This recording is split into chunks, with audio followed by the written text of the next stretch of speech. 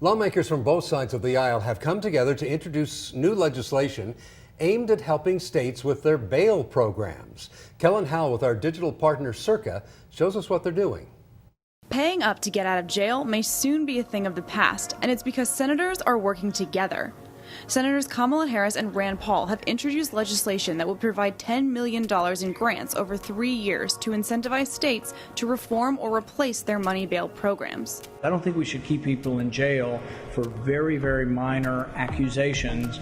They've not been convicted, and they don't get out simply because they don't have the money. Critics of America's money bail system say it doesn't keep Americans safe and actually costs taxpayers.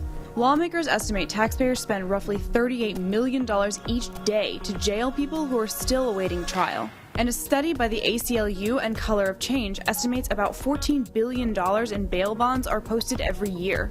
A money-based system is not good for public safety, because if you can afford to get out, you get out. It's not good for taxpayers because of how much we spend on people who get stuck. It's not good for low-income people and communities who lose their wealth potentially over nothing they did wrong. Backers of bail reform say states should shift to a risk-based system instead of using wealth to determine who gets out of jail.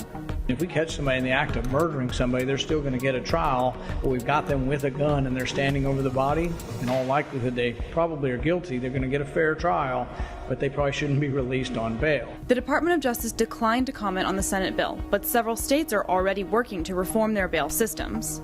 Connecticut, New Jersey, and Illinois have already passed legislation, and California and Delaware are working on their own reforms right now. For Circa, I'm Kellen Howell. Trying to prevent a tragedy that happens all too often. Coming up on